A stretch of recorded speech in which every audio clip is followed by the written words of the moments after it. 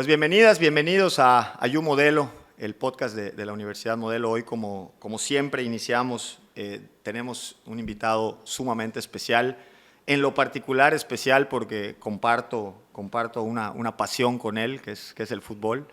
Y bueno, hoy tenemos en You Modelo a Henry Martín. Hola Henry, gracias de verdad por aceptar la invitación aquí a la Universidad Modelo. Estamos muy contentos de que estés con nosotros. Bienvenido. Hola, ¿qué tal a todos? Muchísimas gracias por la invitación y esperemos que sea el primero de muchos podcasts. Claro que sí, vamos conversando. La idea es que podamos platicar un poquito. Digo, yo estoy seguro que obviamente quienes están viendo este podcast te ubican, te conocen, sobre todo por esta última gran experiencia con Selección Nacional, pero por la trayectoria que has hecho en el fútbol profesional de Primera División.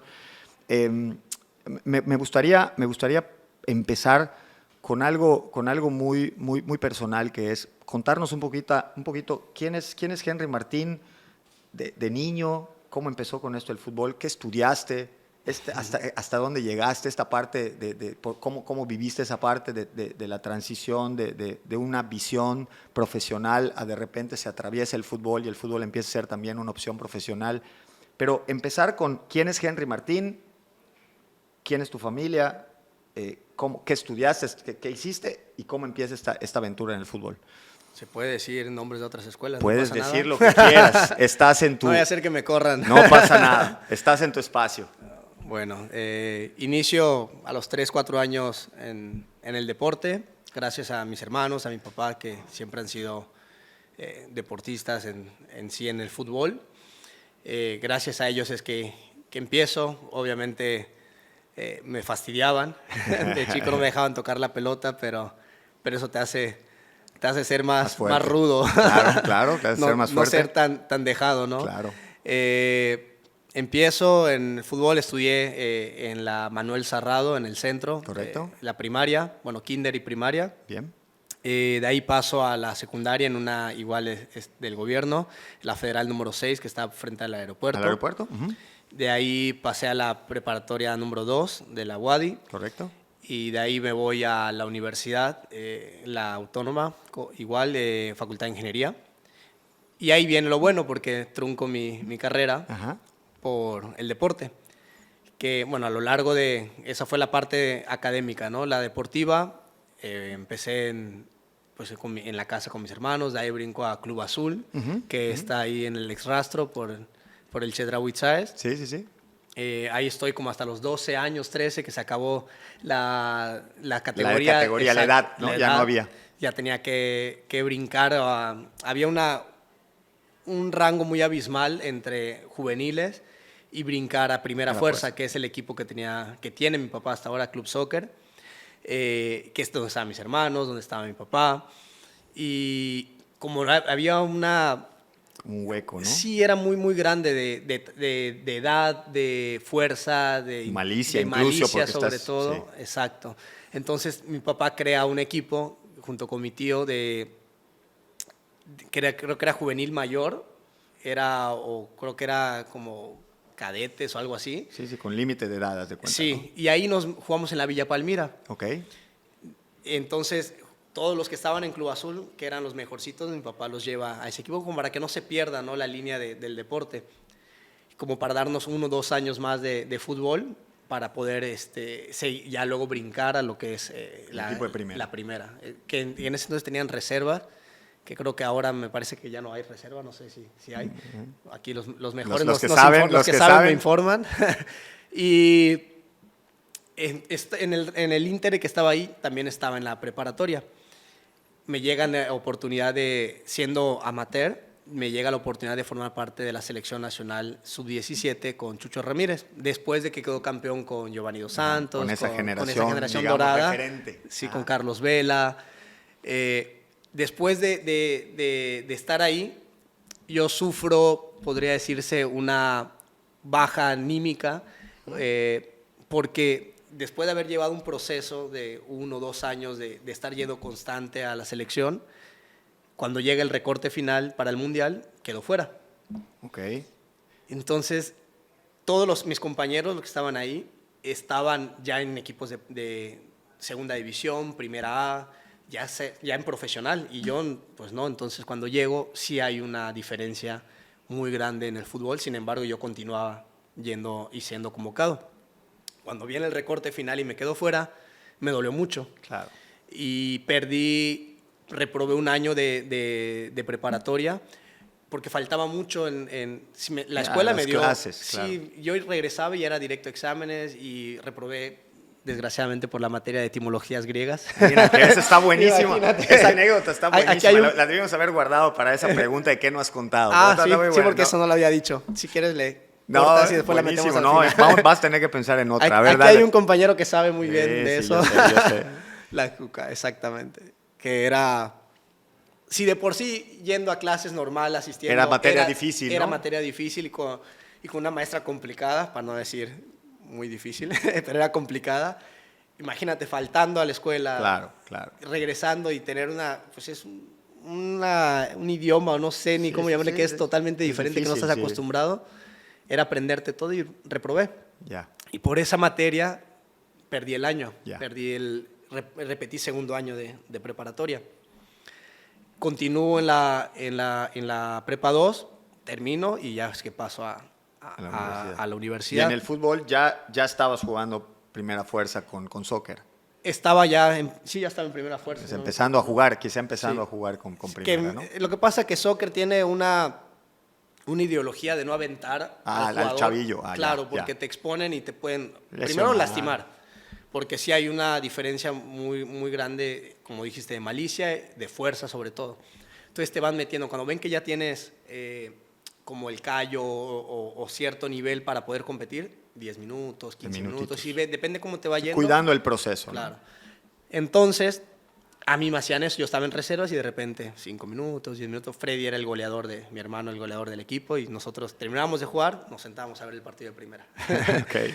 Y ahí estaba mi hermano, el mayor, Daniel. Freddy, que es el mediano, y estaba mi papá. De repente entraba a jugar, creo que ya estaba también de entrenador, o siempre ha sido entre entrenador, jugador y directivo. Sí lo conocemos, aprovechamos para dar el mérito correspondiente a don Daniel en este proceso. Así es. Y bueno, y mi tío también, que siempre ha estado a cargo y relacionado de las asociaciones. Con el fútbol. Entonces, cuando pierdo esa etapa del profesional, de la selección, yo regreso a soccer, pero yo no quería saber nada del profesional. Yo dije, no, ya el profesional para mí no es. Ya intenté, probé y no es lo mío. Entonces empiezo a estudiar a la universidad, yo alejado totalmente del profesional. Y en eso viene Daniel Roselo, no sé si lo ubicas. Sí, perfecto, sí, el famoso monstruo. El monstruo, el uruguayo. Canijo. Sí. Además es obstinado y terco, ¿no? Cuando se le ocurre algo Daniel. Y precisamente sucedió eso.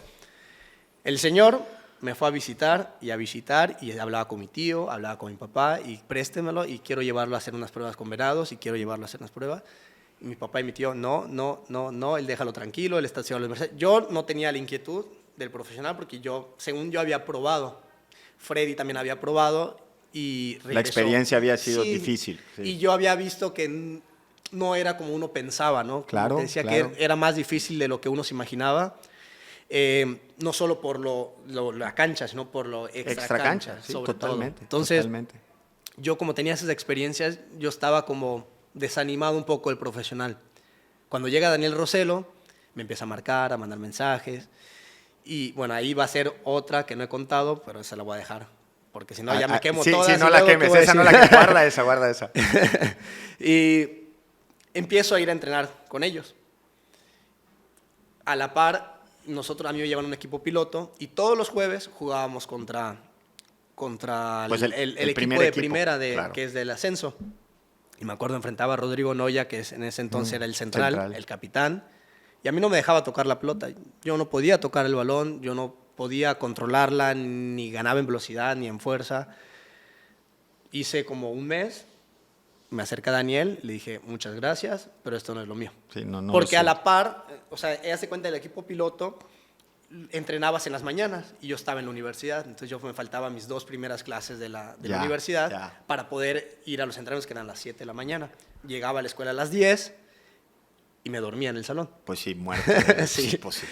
Y me quedaba dormido, y me acuerdo perfectamente, un maestro se me acerca y me dice, me toca el hombro y me dice, hey, chavo, me dice, haz una u otra, las dos no vas a poder. Ya sabían que yo estaba yendo a entrenar. Me dice, haz una u otra porque no puedes con las dos. Y era verdad, yo llegaba a dormir al salón y estaba perdido, empecé a trabarme con la escuela, con las materias, reprobé una y tenía que llevarla luego en verano, tenía que recursarla. Y me acerqué a Daniel y le dije, ¿sabes qué? Muchas gracias, pero esto no es lo mío. De nuevo dije, profesional, no es lo mío. Ya no es, ¿no? Ya no es lo mío. Pasaron como 5 meses, 6 meses y Daniel regresa. Y vente, ahora te voy a dar la oportunidad. Eso fue a inicios del torneo de Venados. Cada 6 meses. Sí, iniciaba el torneo. Exacto. Venados no califica y le quedaban como 2 jornadas nada más. Y me dice, hablé con el entrenador, ya no vas a ir al equipo piloto. Vas a ir al primer equipo, vas a probar estas 2 últimas semanas que le quedan, vas a entrenar con ellos. Ahora que estoy en profesional, eso que pasó es imposible que suceda. Es rarísimo, claro. Es imposible, casi imposible. Que alguien que nunca haya jugado profesional llegue a un equipo de ascenso, primera división, le diga que oye, una persona... ahí mételo, ¿no? Como si estuvieses en el barril, ¿no? En la calle, de que, oye, échale una hoja a este, ¿no? Y que entre a probar. Es imposible que suceda. Ahora que llevo muchos años en profesional, nunca he visto eso. Sin embargo, no sé qué hizo Daniel, no sé qué santo le rezó, no sé qué hizo. Algún arreglo habrá hecho porque es hábil para eso también. Sí, es muy bueno el monstruo.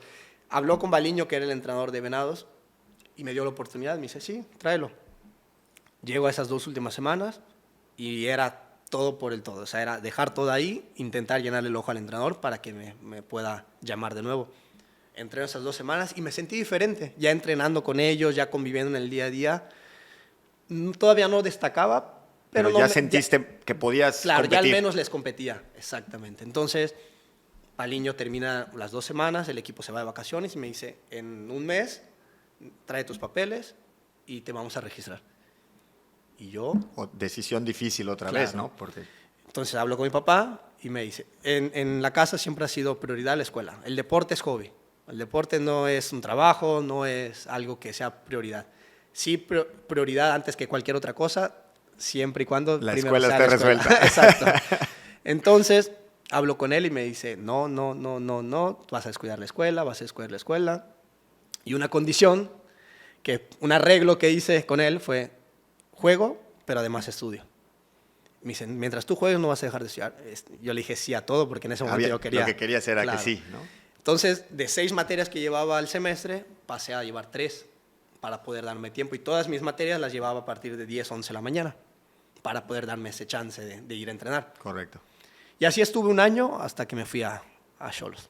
Bueno, 10 meses. Sí, más o menos. Y bueno, y es lo que te iba a decir, fue un periodo muy rápido. O sea, es decir, 10 meses, otra vez, regresando a los tiempos del profesional, hoy que estás ahí, 10 meses para dar ese salto de estar en un equipo de expansión y de repente estar en un equipo de primera compitiendo una titularidad. Digo, porque bueno, sí hay jugadores que de repente pueden dar ese salto en tiempo rápido, pero no necesariamente con la competencia de la titularidad tan cerca en el equipo de primera división. Entonces, tú desde que fuiste a Xolos, de una u otra manera, llegaste para tratar de competir por una posición.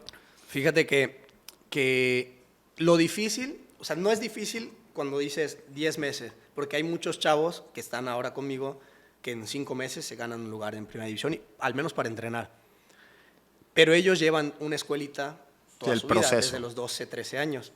Lo difícil es cuando llegas de no haber tenido escuela, no haber tenido nada formal, por así decirlo, de entrenar todos los días, porque ellos entrenan todos los días y tienen torneos internacionales. Claro, es una vida, es un estilo de vida de ellos, que se salen de su casa muy jóvenes. Ahorita en América me topo niños de 9, 10 años que están en casa club. Y yo digo, este niño tiene la edad de mi hija y casa aquí. Digo, yo no dejaría a mi hija irse. Claro, es muy difícil desprenderte de tus hijos a esa edad. Pero bueno, ellos lo han hecho y esperan llegar a primera división, que ojalá que así sea.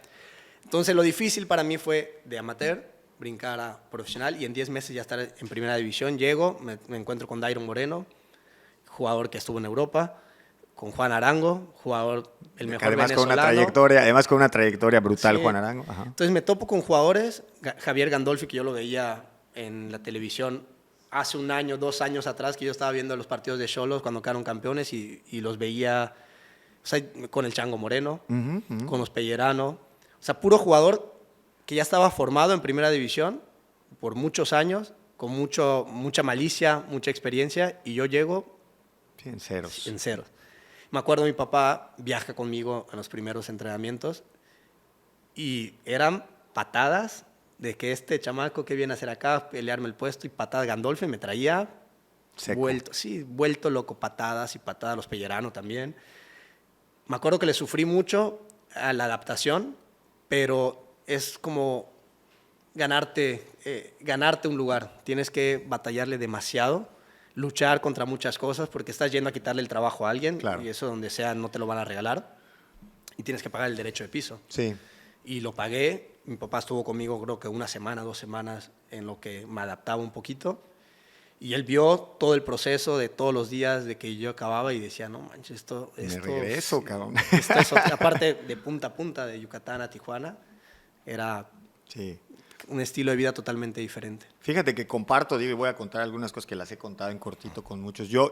Algo que para mí fue muy fuerte cuando me tocó vivir una experiencia con el fútbol profesional, que tuve la oportunidad de vivir un par de etapas cerca del fútbol profesional. Cuando hablo del fútbol profesional, hablo de la estructura que hay en primera división y esto que acabas de contar, que es muy fuerte, ¿no? A mí me toca un proceso con Rayados de Monterrey siendo yo muy chico. Y uno de los temas, porque yo igual cuando le digo a mi papá, oye, ¿qué crees? Que me acaban de mandar un boleto de avión que porque me visorearon y que quieren que yo sea jugador profesional, viniendo de una familia donde mi papá tiene una trayectoria académica y donde era el director del tecnológico y donde no sé qué, y mi mamá que era la primera mujer ingeniero y no sé qué tanto. Claro, cuando viene el güey este a decir, me voy a hacer futbolista, pues estos dicen, espérate. Y al final de cuentas mi papá me dice, mira, lo mismo, me identifico, ¿no? Porque me dice, mira, tú haz lo que quieras, pero pues estudia. Y recuerdo mucho que la primera anécdota es que cuando gestiono en ese momento, que era gestionar un contrato de segunda división, yo le digo en esa época el dueño de Rayados era Grupo Abaco, Blankenauer, el dueño. Y recuerdo que le digo, oye, pero yo quiero estudiar la universidad. Y un poco me contesta, bueno, pero ¿por qué quieres estudiar la universidad? Bueno, es que yo quiero ser también ingeniero. Y me dice, bueno, ¿pero quieres ser ingeniero o quieres ser futbolista? ¿No?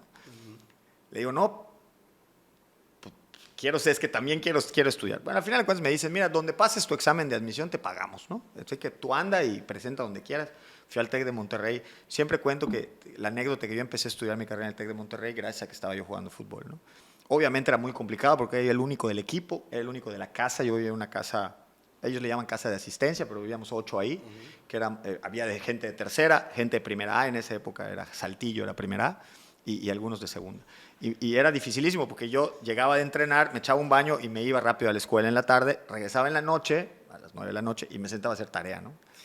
Y la banda en el cuarto con donde dormíamos me decía, Yuka, ya güey, hay que dormir, mañana hay entrenamiento. Y yo le decía, hoy estoy haciendo la tarea, sáquese usted a hacer la tarea. O sea, yo terminaba haciendo la tarea en la luz mercurial ahí del Escarpa. Fue una anécdota interesantísima, luego me lesiono en un entrenamiento. Y bueno, paso por una situación administrativa muy, muy difícil, que mi contrato no era contrato y la póliza del seguro, porque según esto yo necesitaba una cirugía, en fin. Y bueno, y regreso. Y me pasa algo muy parecido. Yo regreso y digo, el profesional no es esto. Y me pasó algo muy, muy, muy interesante, ¿no? Y quisiera que tú, que sí tienes esa formación, me platicaras un poquito ese sentir, porque creo que hay que encontrarle el modo de algo que te quiero compartir. A mí me empezó a pasar que cuando el fútbol empezó a ser mi trabajo, por un momento sí le perdí un poquito de pasión. Sí. O sea, porque ya era mi trabajo. O sea, la verdad ni siquiera lo sé explicar muy bien, pero Entiendo. sentí raro. O sea, sentí rarísimo porque la manera en que me llevaba con los compañeros es distinta, pues porque, bueno, tienes compañeros, pero como me decía alguien que ahora a la fecha lo quiero mucho porque compartimos, él sí siguió intentando por el fútbol. Son de estos casos, como hay miles o millones quizá, que él lo más que pudo hacer fue jugar primera A unos cuantos años y pues desgraciadamente no logró hacer un patrimonio del fútbol y bueno, luego tuvo que dedicarse a otras cosas y que en aquella época era alguien que en la casa me decía, a ver, negro, me decía, tú eres mi compañero, cabrón, pero pues estamos tras de la misma chuleta, güey. O sea, lo siento, ¿no? O sea, y para mí eso era durísimo, ¿no? Que mi compañero de equipo me dijera eso. Yo siempre había jugado fútbol en la Modelo, donde además hay este sentido de pertenencia y donde todos lo hacemos como por el amor a la playera y todo esto. Es cuando viene alguien y me contesta eso, que es mi compañero de equipo, fue rarísimo para mí. ¿Cómo trabajaste tú esa parte o esa brecha, ¿no? Porque Porque hoy sí te ves como un apasionado en la cancha jugando, ¿no? Pero no sé si hubo ahí un proceso. ¿Cómo manejaste eso? Fíjate que me identifico mucho porque pasé por lo mismo y no tiene mucho que me sucedió. Ahora te platico un poquito de eso. Pero precisamente lo que dices nosotros, y hace poquito lo dije en una conferencia que tuve aquí en Yucatán, Ajá. donde me preguntaban sobre cómo hacer qué decirle a los yucatecos. Y yo les decía que no dejen de intentar, Claro. que no dejen de luchar por lo que quieren. ¿Por qué precisamente nosotros? Y que no tengan miedo a intentar. Eso fue La frase. la frase que dije. ¿Por qué? Porque nosotros crecemos muy arraigados a nuestra familia. Sí. Todos los yucatecos somos y eso está perfecto, ¿no? Primero la familia, toda la familia y todo siempre en familia. Pero cuando viene el cambio de intentar hacer algo afuera, nos cuesta. Jala, sí. Nos viene como un toque, sí. ¿no? De decir, ¿y mi familia qué voy a hacer? Pero si tú de verdad quieres trascender o quieres lograr algo, vas a tener que salir. Muchas veces tienes que salir de tu zona de confort para poder lograr muchas cosas. Y esto es precisamente lo que viene. Que nosotros en el deporte, así como creciste, igual crecí en Club Azul, en soccer, todo es una familia, todo es, yo veo por mi compañero y si lo ayudo, lo puedo ayudar extra cancha, lo voy a ayudar y dentro de la cancha también.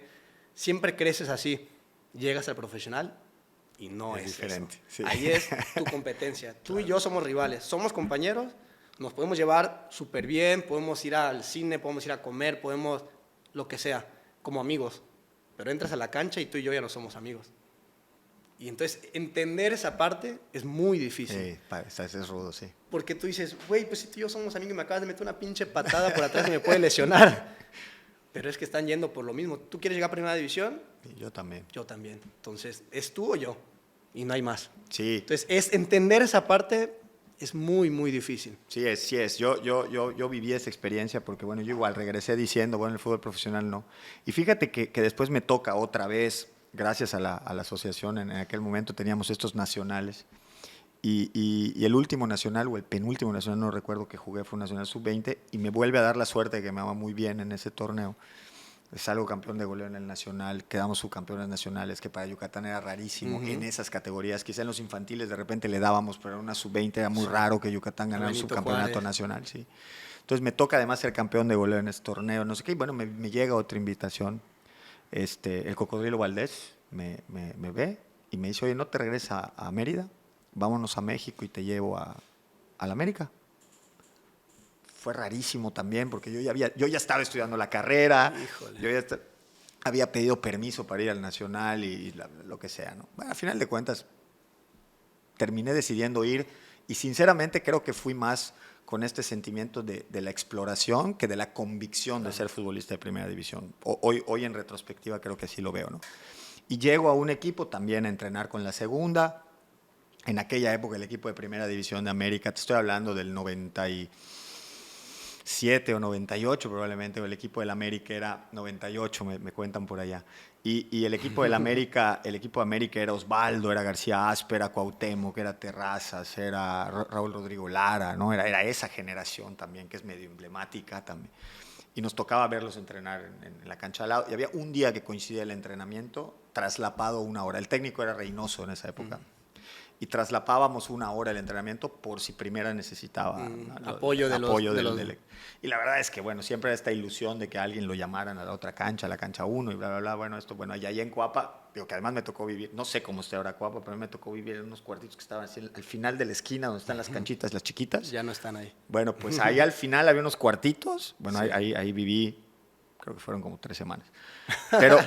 Pero la anécdota que cuento siempre, que es un poco chistosa, es que de repente un día me toca la verdad igual, la experiencia fue otra vez la misma, ¿no? Esta parte de en qué momento dividir el trabajo del deporte, de la pasión, en fin.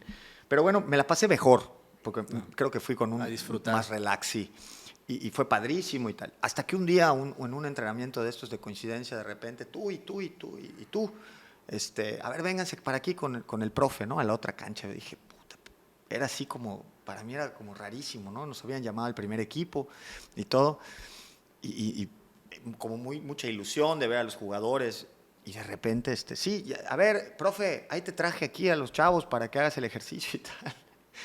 Cuento la anécdota que fue muy chistosa porque Nos agarraron nosotros 6 y nos dijeron, a ver, pónganse de barrera, van a hacer táctica fija. Cuauhtémoc les tiraba. Y entre García Aspe, Cuauhtémoc, Braulio y de Alker, no, nos pusieron a sarte balonazos.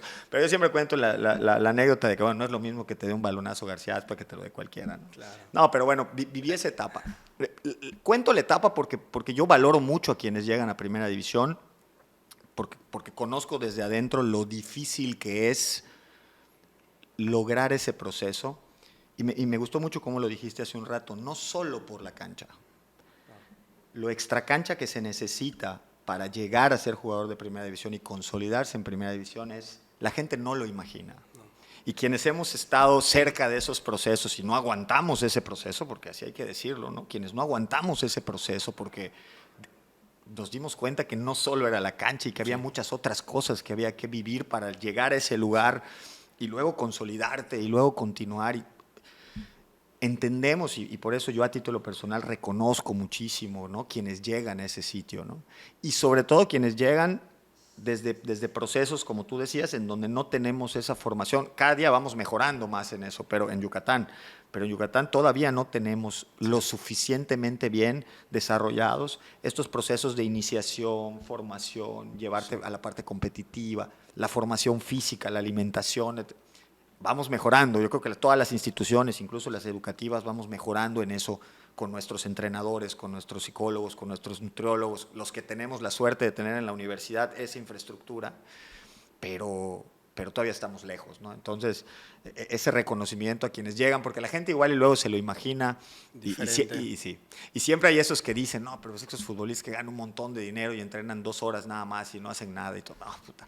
Y no, es que la gente no se lo imagina, ¿no? La gente no se lo imagina, pero es que es padre que la gente se entere de ti, de cómo es ese proceso. A mí me tocó vivir, obviamente, bastante de cerca el proceso de Gerardo también, de Tato. Y me pasaba lo mismo, ¿no? Yo entendía muy bien lo difícil que era, ¿no? Te voy a mover un poco de tema. Ya hablamos un poquito de este vínculo con el deporte, la escuela, la parte formativa. No me quiero salir demasiado y no quiero hacer las preguntas de siempre. En algún lugar voy a llegar a las preguntas de siempre. Pero quiero preguntarte un poquito también si tú ubicas algo que yo hablo mucho ahorita de la academia, independientemente de si es en la universidad, en la prepa.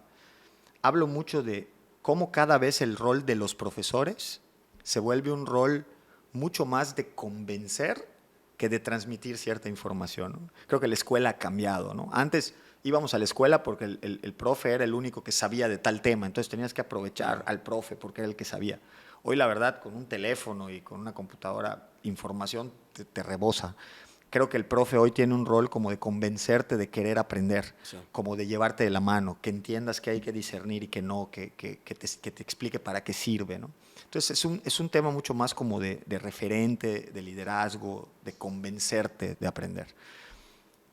En este proceso que tú has vivido en el deporte, ¿crees que sí tienes que encontrar de repente ese personaje que te ayude a que cuando estás en el mal rato te ayude tantito, te converse, te diga que las cosas no son tan así, te ayude un poquitito? ¿Encuentran ustedes en ese nivel esos referentes, ya sea de un compañero, de un técnico, de un preparador físico, del psicólogo? Sí. ¿Encuentran eso? ¿Visualizas que sí hay un aprendizaje? O sea, quiero hacerte la pregunta desde el punto de vista pedagógico, ¿no? Sí. ¿Hay gente que te sigue enseñando, sí, en el fútbol?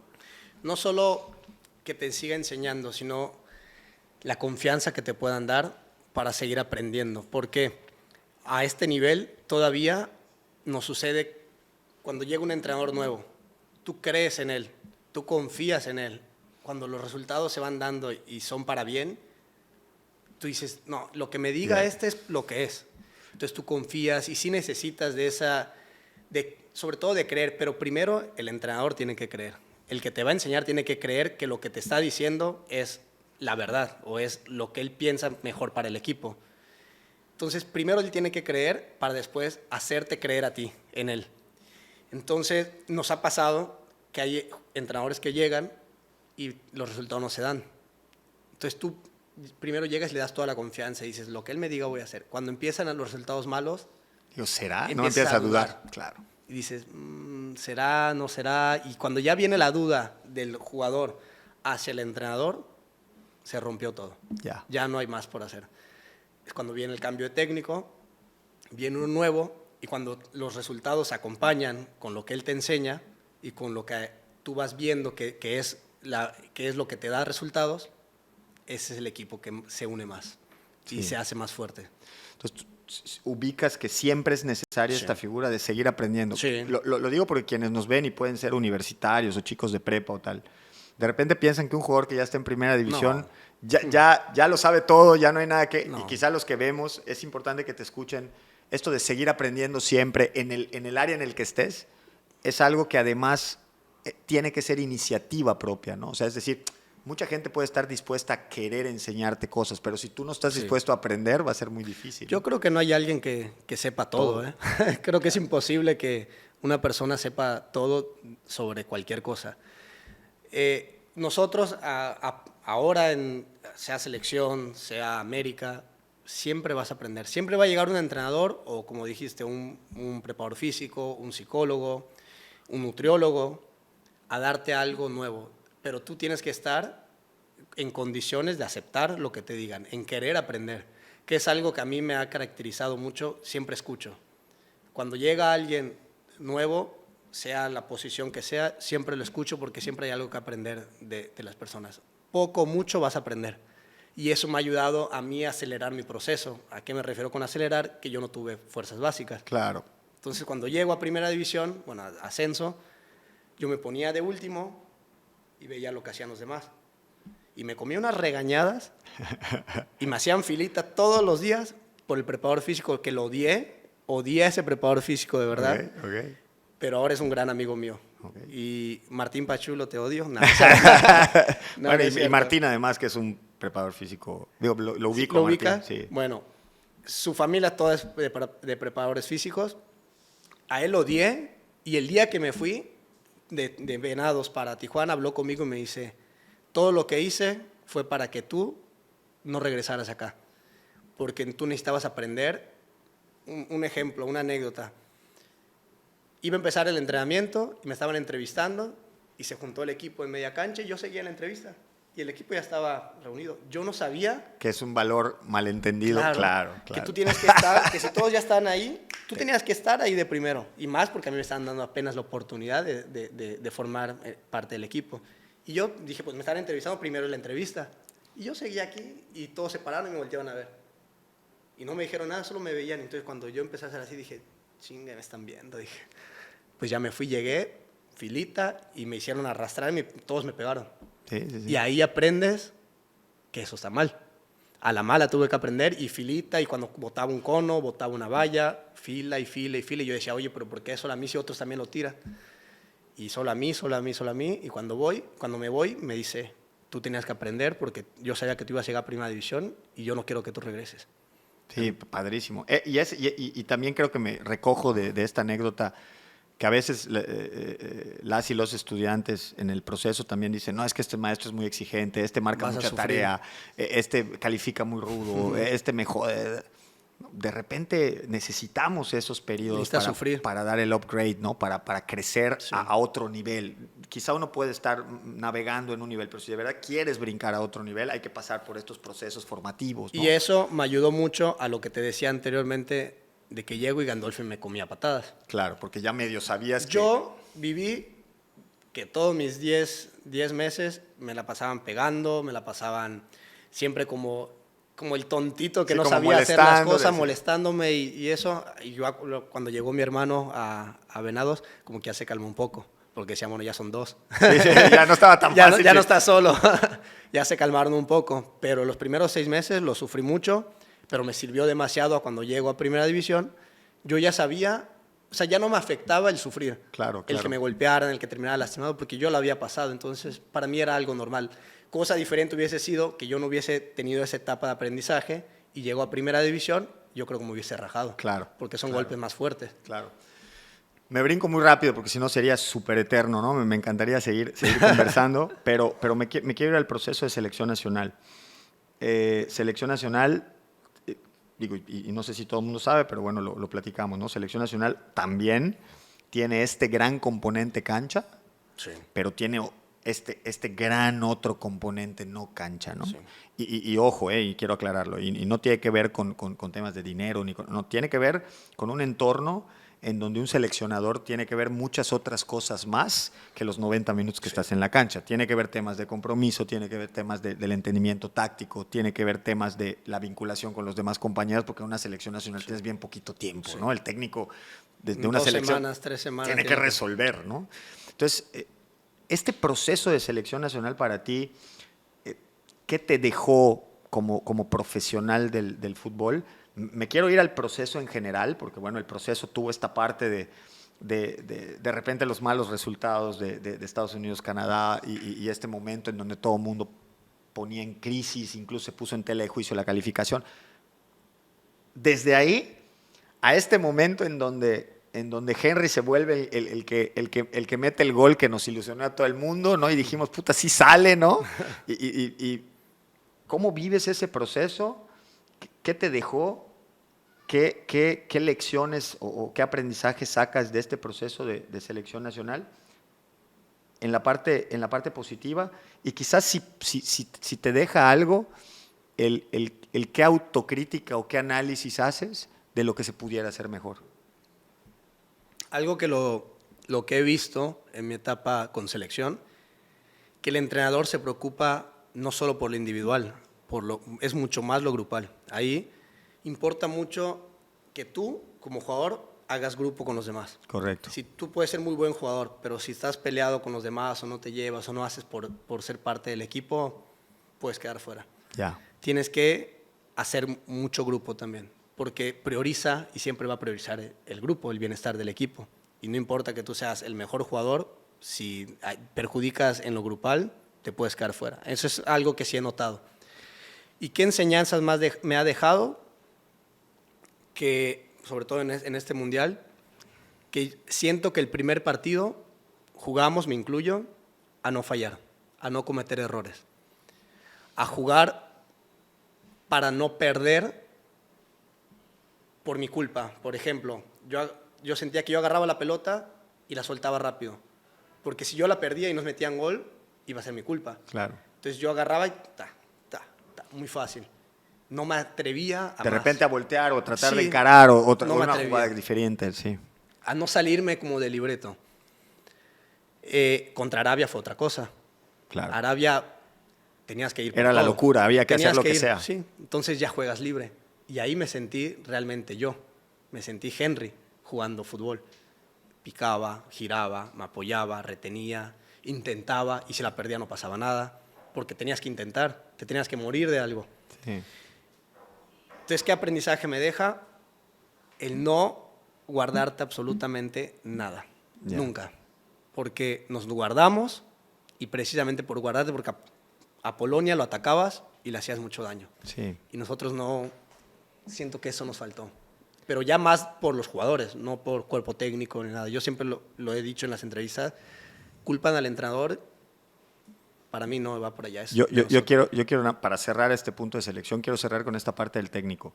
Me da la sensación que, y no solo en el fútbol, me da la sensación que en cualquier institución incluso,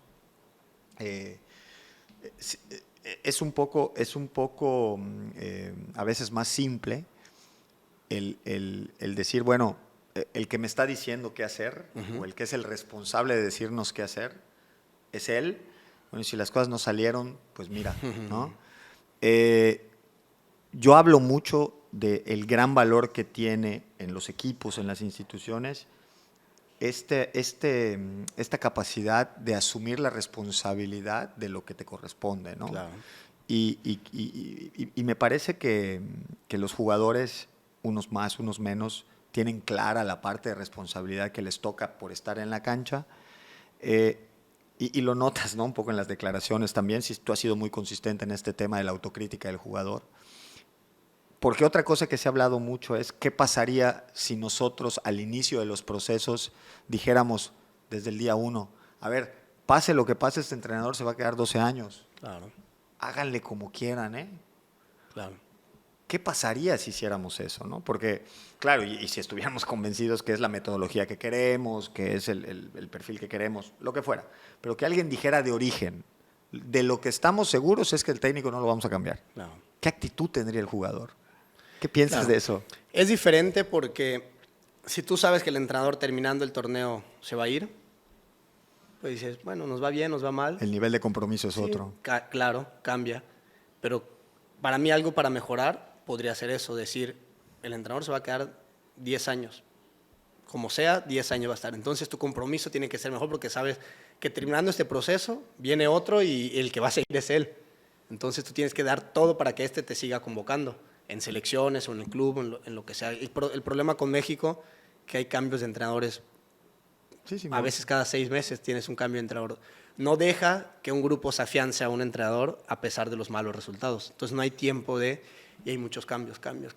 Sí, y ahora ha pasado con la femenil, pasó con las inferiores también, creo que de la sub-20 que no calificaron a los Olímpicos. A los Olímpicos. O sea, hay un retroceso en el fútbol mexicano muy grande.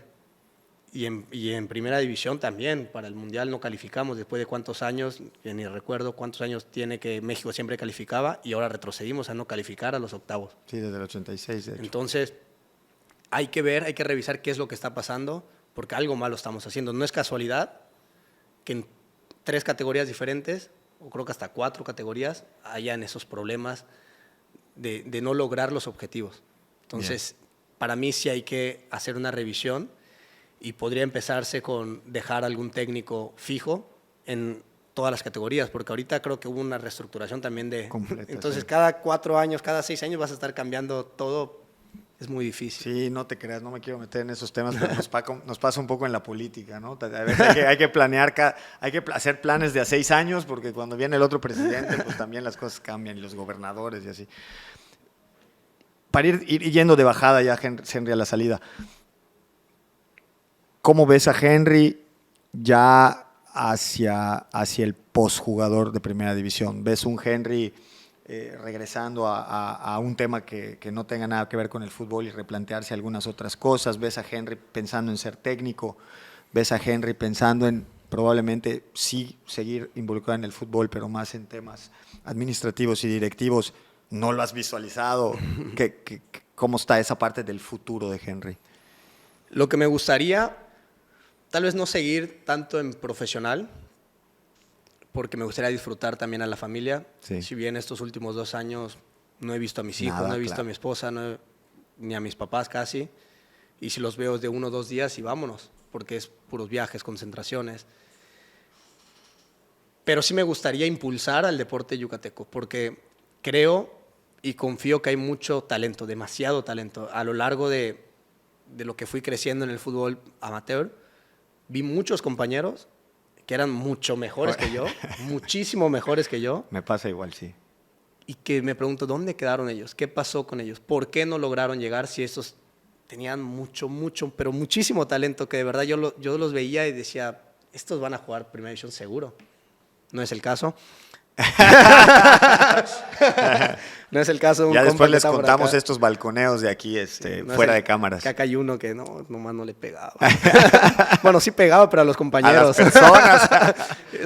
Los levantaba a todos. Pero, ¿qué pasa? ¿Por qué sucede eso? Eso es lo que me gustaría intentar resolver. Intentar ayudar, porque ahorita creo que somos 3 jugadores en primera división que somos yucatecos. Y uno prácticamente ni creció aquí. Entonces, ¿por qué sucede? Si tenemos a Venados, tenemos la escuelita, tenemos que impulsar el deporte. Eso sí me gustaría hacer. No sé en qué modo todavía no visualizo. Claro, claramente la figura, pero impulsar pero el sí me deporte gustaría en mucho estado. impulsar. Padrísimo. Yo te digo que tiene mucha labor. Voy a regresarme un poco a una de las primeras preguntas. Lo que acabas de decir tiene mucho sentido didáctico. Me parece que esos grandes, digo, yo siempre decía lo mismo, ¿no? Yo siempre vi muchos jugadores que tenían muchas más cualidades que yo y de repente me iba mucho mejor en los resultados a mí. Y yo cuando, ya en retrospectiva, lo que descubro es que yo era quizá más disciplinado, yo era más obstinado con las cosas, yo me cuidaba un poco más, yo era más disciplinado hasta con... Hay algo que digo a veces aquí que la gente no me cree. Yo les digo, el ir a la escuela me hacía mejor jugador. Claro. Y me decían, ¿pero qué estás diciendo? Es que el aprender a razonar diferente, el que te metan en otro tipo de problemas, el tener que encontrar cómo solucionar alguna situación en la escuela, probablemente te ayuda también a crecer en cuando tienes que tomar decisiones en la cancha o con algún compañero o gestionar algo en el vestidor.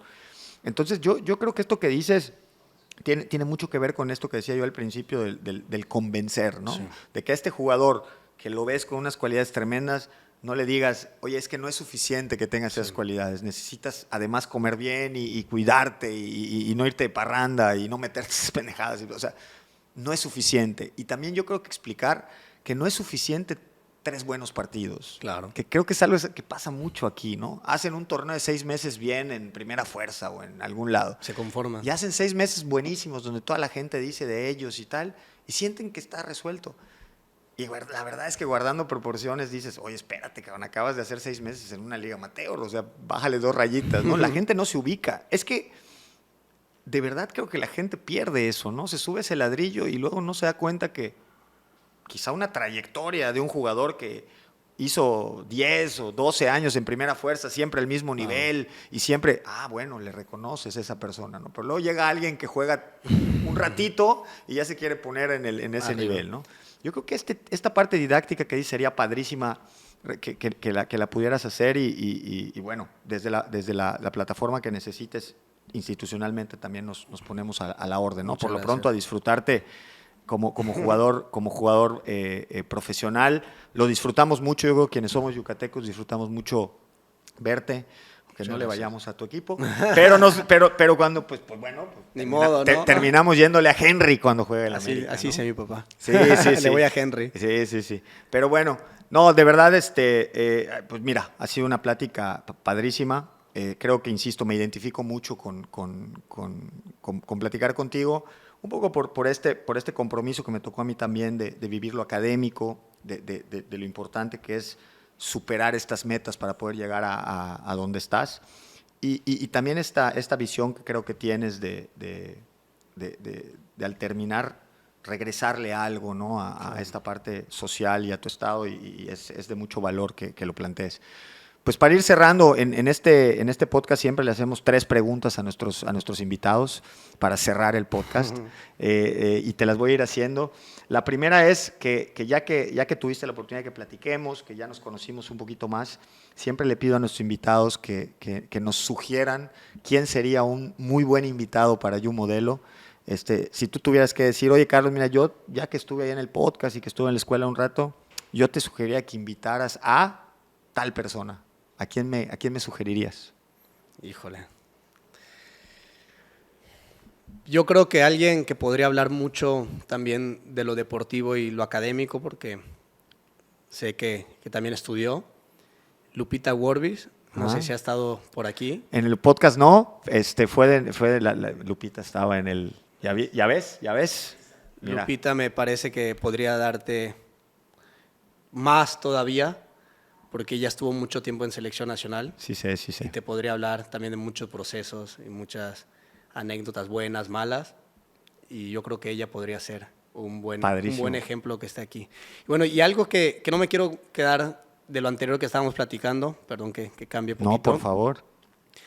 Que sucede mucho el que se crecen o el que se acomodan o el que se conforman porque no se trazan objetivos, no tienen metas, solo juegan a lo que salga. Lo inmediato, ¿no? Exactamente. Entonces, cuando logran ser campeón de goleo de la primera fuerza, ya está, ya lo logré. Y el siguiente torneo desaparecen. Yeah. Pero ¿qué pasa si su meta sería 2 veces, 3 veces campeón de goleo, buscar brincar al profesional? Me acuerdo mucho de un chavito que siempre competía conmigo en el goleo. El Curita, creo que se llamaba. Sí. Sí, lo ubico, sí. Siempre competíamos y creo que éramos de la misma edad, o creo que era hasta más chico. Y él competíamos, pero nunca salió de la primera fuerza. Nunca buscó, porque hubo una etapa en cuanto llego a Venados y me incorporé y le empiezo a hacer bien, empezaron a darle chance a un montón de yucatecos, que fue Fue cuando estuvo Aldair y cuando estuvo... Aldair ya estaba. Ya estaba, Aldair Basto, pero fue Freddy. Fue Freddy, sí. Estuvo otro, creo que Dizamal. Ajá. Estuvo Fernando Torres también. Sí. Estaba yo. Fue a entrenar el que juega ahí con Flexa, ¿cómo se llama? Ari Basulto. Ah, con Ari Basulto, sí. Empezaron a ir como... Sí, no, ya mencioné. Nosotros decimos de broma, voy a hacer chiste local de Liga Premier, ¿no? Nosotros cuando teníamos que preparar un partido contra la Wadi, nosotros decíamos, en la semana que se prepara el partido, nosotros siempre decíamos, oye, ¿contra quién nos toca? Contra Wari. Porque lo que había que hacer era resolver a este gallo y lo demás ya era cualquier cosa, ¿no? Y es que era así. Ari, de verdad, cuando jugábamos contra él, era marcarlo a él y desaparecía el equipo, porque sí, así era. Sí. Y llega a profesional, llega a los entrenamientos y no sé qué pasó, porque yo me acuerdo que yo ya estaba en el equipo y él llega a probarse. Y por alguna u otra razón no se quedó, pero él de verdad era un jugador. Sí, es un jugador, no sé cómo ahora, pero sí, bestial lo que él hacía. Sí. Y no logra en profesional. Yo creo que es el convencimiento, el trazarse metas, objetivos, que es algo que mi papá siempre nos ha inculcado. El decir, este torneo, ¿por qué voy? Que en el camino lo puedes perder, por supuesto, sí, pero bueno, cuando los resultados ahí, no se te dan. Pero siempre tienes que tener fijo a dónde quieres llegar. Y creo que eso haría que seas más competitivo. No, buenísimo. Creo que es muy valioso para quienes nos escuchan. La segunda solicitud a nuestros invitados es que cuentes algo que no hayas contado. Ya se te salió una, pero te vamos a hacer decir otra. Pero prometiste que te guardaste una. Entonces, cuéntanos algo que creas que públicamente no has platicado. Bueno, creo que la que iba a decir, que empecé a entrenar con venados sin que mi papá lo supiera. Me iba a escondidas. Y ellos me prestaban su carro para irme a la escuela.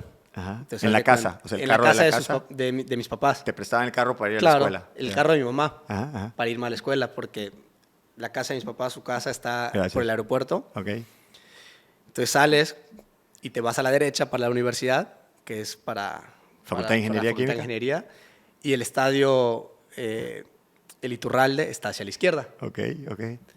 Y entonces yo todas las noches guardaba mi mochilita de fútbol, la guardaba en la camioneta y salía, y en lugar de irme a la derecha me iba a la izquierda, todas las mañanas. Y así estuve como un mes entrenando hasta que Freddy me descubrió. Una noche y me dijo, o se lo dices tú o se lo digo yo. Y pues ya tocó decirle a mis papás. No, hay que buenísimo. Porque me empecé a ir mal en la escuela. No, la verdad es que, y sí, siempre aprovecho y yo siempre hago un reconocimiento a tu papá. Digo, con él hemos conversado por ahí algunos temas. Creo que compartimos esa seriedad y ese compromiso de formar personas, ¿no? Y bueno, con él nos hemos ayudado ahí de repente con algunos espacios aquí en la universidad y lo hacemos con mucho cariño porque nos identificamos. Yo siempre digo que el tema del modelismo, como nosotros nos decimos, ¿no? a los modelistas y la comunidad, yo digo que el modelismo no es un tema necesariamente ni de tiempo ni de aula, ¿no? No. Yo digo que el modelismo tiene que ver con ideales. Hay gente que pasa muchos años en un aula en la modelo y nunca entiende qué es el modelismo. Y hay gente que sin haber pisado un día un aula en la modelo, es mucho más modelista que alguien que pisó, y tiene que ver con esos principios, ¿no? Por eso cuando a veces me platicamos con Daniel y me dice, oye, Carlos, ¿será que me rentas la cancha? No, le presto la cancha, ¿no? Pues porque creo que compartimos, ¿no? muchas ideales en la parte formativa, y creo que tiene mucho que ver con el éxito que tuvieron también tus hermanos, que digo, eventualmente la trayectoria de Freddy en profesional fue un poco distinta y tal, y bueno, Daniel también tuvo un tema de lesiones por ahí, pero el nivel de todos era un nivel sobresaliente, ¿no? Y para mí no es casualidad. Hace poquito que yo conversaba con él, me decía de uno de los chavillos, me decía, no, es un diablo, ¿no? Uno de los nietos, ya lo presume a los nietos, es un diablo con la pelota. Muy bueno. Sí, es muy bueno. Y dice, y zurdo. Y él me dijo una frase que yo me quedé con ella y la quiero, porque decía, es genético, lo trae en la sangre. Yo digo que hay un pedacito que se trae en la sangre y hay un mucho que luego se construye, sí. ¿no? Y creo que el reconocimiento a don Daniel, que creo que en ustedes ha construido gente centrada, dispuesta a trabajar, disciplinada, con objetivos, con visión, y creo que tiene que ver con que hayan tenido, bueno, en tu caso, esta carrera, ¿no? Pero en todos los casos, un rendimiento sobresaliente en la parte deportiva y en la parte humana, ¿no? Entonces, bueno, el reconocimiento a don Daniel, que está aquí atrás de cámaras. Y Y entonces, bueno, decíamos, ya nos contaste. La última es que este podcast se llama You Modelo y algo que nos gustaría que nos compartieras es, si tú tuvieras que decir en qué eres tú un ejemplo a seguir, ¿en qué crees tú que serías el mejor ejemplo a seguir? Es decir, si tuviéramos que completar la frase, Henry Martín es el mejor ejemplo de, ¿qué se te ocurre? Nunca darse por vencido. De nunca darse por vencido. Para mí eso ha sido la clave de lograr muchas cosas y de seguir logrando. A principios de este año, yo estaba fuera del Mundial.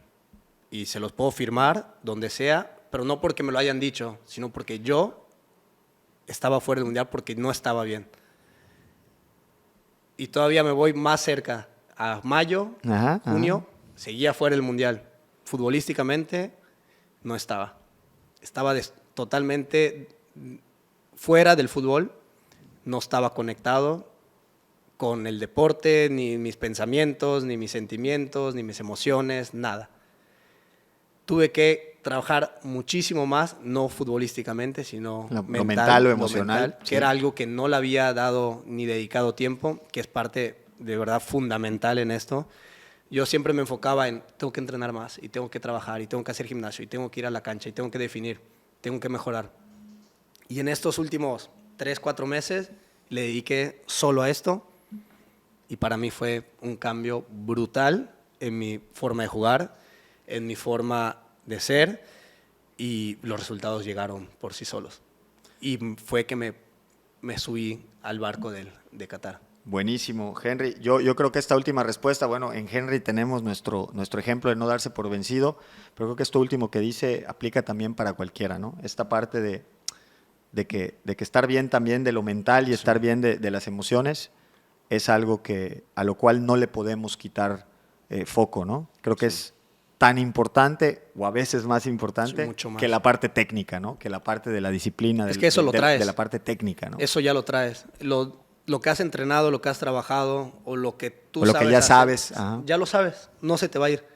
Parece que se te olvidó, pero es porque estás desconectado de la cabeza. Cuando tú logras conectar todo de nuevo, haces cuenta que un día te levantas y dices, ay, mira, ya sé jugar fútbol Salió. otra vez. Sí. Muy bien. Henry, de verdad, muchísimas gracias. Daniel, gracias por ayudarnos a este podcast. A la persona que estuvieron diciéndole cosas fue Beto Sanguino, que es nuestro colaborador en la parte nuestro colaborador en la parte de aquí de contenidos digitales de la universidad. Y bueno, agradecerte mucho la visita. Creo que has dado como muchos mensajes muy importantes en un momento además que creo que es crucial, que es después de haber vivido la experiencia de un mundial con un resultado que muchos han catalogado como un fracaso después de tantos años, pero que te escucho con una autocrítica y con una sensatez que creo que son elementos clave de por qué has logrado hacer la carrera que has logrado hacer en el fútbol profesional. Desearte todo el éxito del mundo en lo que viene y que estoy seguro que este mensaje en este podcast, para quienes lo vean, va a ser de verdad un referente para replantearse algunas cosas de su vida diaria, independientemente de la disciplina en la que estén. Así que muchísimas gracias, Henry, y bueno, nos vemos en el próximo episodio de You Modelo. Hasta luego. Muchas gracias a ustedes.